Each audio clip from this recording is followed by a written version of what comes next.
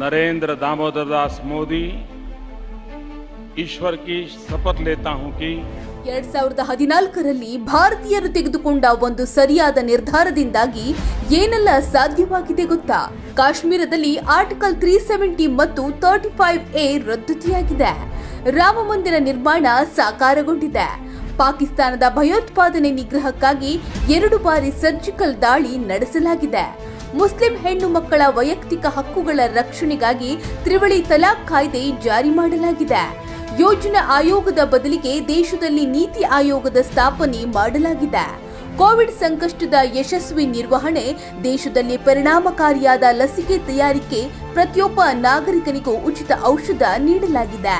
ವಿದೇಶದಲ್ಲಿ ಸಂಕಷ್ಟದಲ್ಲಿದ್ದ ಭಾರತೀಯರನ್ನ ಸುರಕ್ಷಿತವಾಗಿ ಭಾರತಕ್ಕೆ ಮರಳಿ ಕರೆತಂದಿರುವುದು, ಯುದ್ಧಗ್ರಸ್ತ ಯಮನ್ನಿಂದ ದಾದಿಯರ ವಂದೇ ಭಾರತ್ ಮಿಷನ್ ಮೂಲಕ 1 ಕೋಟಿಗೂ ಅಧಿಕ ಭಾರತೀಯರ ಆಪರೇಷನ್ ಗಂಗಾ ಮೂಲಕ ರಷ್ಯಾ ಮತ್ತು ಉಕ್ರೇನ್ ಯುದ್ಧದ ಸಂದರ್ಭದಲ್ಲಿ ಉಕ್ರೇನ್ನಲ್ಲಿ ಸಿಲುಕಿದ್ದ ಸುಮಾರು 25,000ಕ್ಕೂ ಅಧಿಕ ವಿದ್ಯಾರ್ಥಿಗಳ ಸುರಕ್ಷಿತ ವಾಪಸಾತಿಗೆ ಕ್ರಮ ವಹಿಸಲಾಗಿದೆ.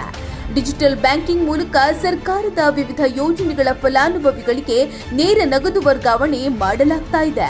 ಪ್ರಧಾನಮಂತ್ರಿ ಕಿಸಾನ್ ಸಮ್ಮಾನ್ ನಿಧಿ ಯೋಜನೆಯ ಅಡಿಯಲ್ಲಿ 11.3 ಕೋಟಿ ರೈತರಿಗೆ 1.82 ಲಕ್ಷ ಕೋಟಿ ರೂಪಾಯಿಗಳ ಆರ್ಥಿಕ ನೆರವು ಕಲ್ಪಿಸಲಾಗಿದೆ. ಉಜ್ವಲ ಯೋಜನೆಯ ಅಡಿಯಲ್ಲಿ 9 ಕೋಟಿ LPG ಸಂಪರ್ಕ ನೀಡಲಾಗಿದೆ. ಬಾಬಾ ಸಾಹೇಬ್ ಅಂಬೇಡ್ಕರ್ ಸ್ಮರಣಾರ್ಥ 5 ಸ್ಥಳಗಳನ್ನು ಪಂಚತೀರ್ಥಗಳಾಗಿ ಅಭಿವೃದ್ಧಿ ಮಾಡಲಾಗಿದೆ. ಶ್ರೀ ಕಾಶಿ ವಿಶ್ವನಾಥ ಕ್ಷೇತ್ರ ಮತ್ತು ಕೇದಾರನಾಥ ಕ್ಷೇತ್ರಗಳ ಜೀರ್ಣೋದ್ಧಾರವಾಗಿದೆ. ರಾಷ್ಟ್ರೀಯ ಶಿಕ್ಷಣ ನೀತಿ 2022 ಜಾರಿಗೊಳಿಸಲಾಗಿದೆ. 2013-14ರಲ್ಲಿ ಪ್ರತಿದಿನ 17 ಕಿಲೋಮೀಟರ್ನಷ್ಟು ನಿರ್ಮಾಣವಾಗುತ್ತಿದ್ದ ರಾಷ್ಟ್ರೀಯ ಹೆದ್ದಾರಿ ಪ್ರಸ್ತುತ ಪ್ರತಿದಿನಕ್ಕೆ 37 ಕಿಲೋಮೀಟರ್ಗೆ ಹೆಚ್ಚಳವಾಗಿದೆ. 11,000ಕ್ಕೂ ಹೆಚ್ಚು ಜನೌಷಧಿ ಕೇಂದ್ರಗಳಲ್ಲಿ ಕೈಗೆಟುಕುವ ದರದಲ್ಲಿ ಔಷಧಿಗಳ ಮಾರಾಟ ಮಾಡಲಾಗ್ತಾ ಇದೆ.